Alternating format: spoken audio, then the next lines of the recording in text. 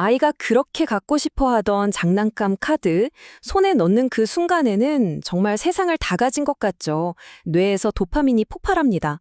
그런데 불과 며칠 뒤에 그 카드의 가치는 사실상 제로가 됩니다. 자, 이 현상이 오늘 우리가 다룰 경제 정책과 대체 무슨 관련이 있을까요? 네, 바로 그 순간의 만족감을 위해 치러야 하는 대가. 이게 오늘 이야기의 핵심입니다. 단기 부양책이라는 이른바 도파민 예산이 우리 경제에 어떤 인플레이션 청구서를 보내게 될지 오늘 한번 자세히 들여다보겠습니다. 그럼 먼저 오늘 논의의 바탕이 될 개념이죠. 이 도파민 비유에 대해서부터 알아보겠습니다. 이걸 저는 경제학적인 도파민 효과라고 부르고 싶습니다. 장난감 카드의 그 흥분이 금방 식고 나면 그냥 쓸모없는 종이 조각만 남는 것처럼 어떤 재정 정책들도 순간적인 경기 부양 효과를 낸 뒤에는 훨씬 더 크고 긴 대가를 남기게 됩니다.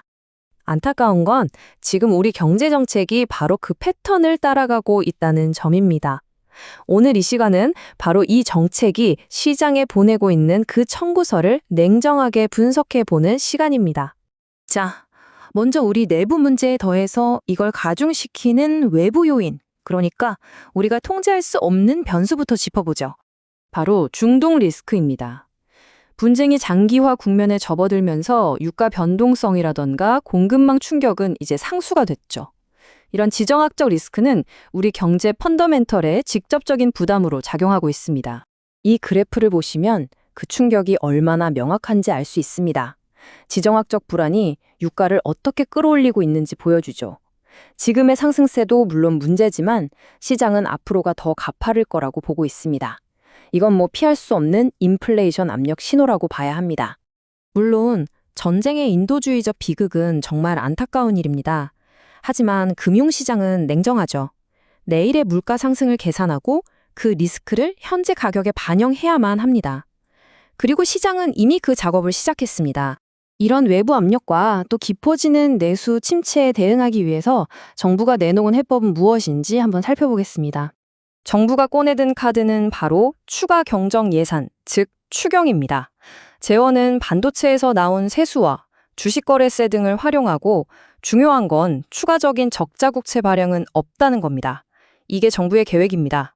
하지만 정부의 계획과는 다르게 금융시장은 아주 즉각적이고 또 회의적인 반응을 내놨습니다.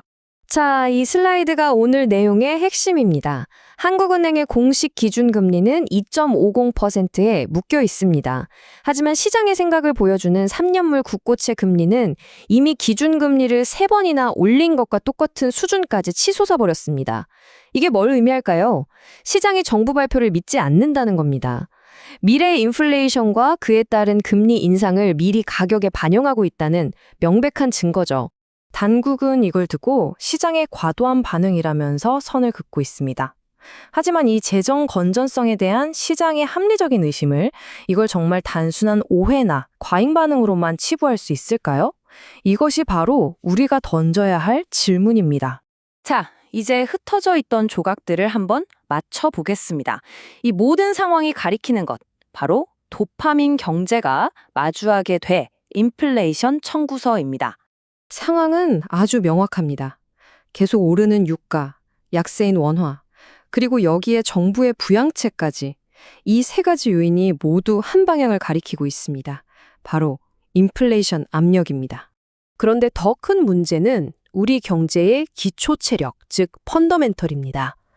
성장률이나 내수 지표가 모두 둔화된 상황에서 돈을 푸는 단기 부양책은 말 그대로 임시방편일 뿐입니다. 효과는 짧고 부작용은 훨씬 더 클 수밖에 없는 구조죠. 바로 이겁니다. 처음에 말씀드린 장난감 카드처럼 정부 지출도 투입된 비용 이상의 승수 효과를 내야만 의미가 있습니다. 하지만 지금 우리가 치르는 이 막대한 비용으로 얻는 것은 그저 찰나의 경기 부양이라는 도파민뿐이지 장기적인 펀더멘털 개선이라는 실질적인 효용은 보이지 않는다는 겁니다. 그리고 그 최종적인 결과는 피할 수 없습니다. 구조적인 개혁 없이 단기 부양책만 쫓는다면 그 진정한 비용은 결국 더 거대한 인플레이션 청구서가 되어 우리에게 돌아올 겁니다. 자, 오늘 브리핑의 핵심 포인트를 정리해드리겠습니다. 첫째, 찰나의 도파민에 중독된 경제는 결국 더 큰 청구서를 받게 됩니다. 둘째, 짜릿한 흥분은 재정 정책이 아니라 스포츠 경기에서나 찾는 게 맞습니다.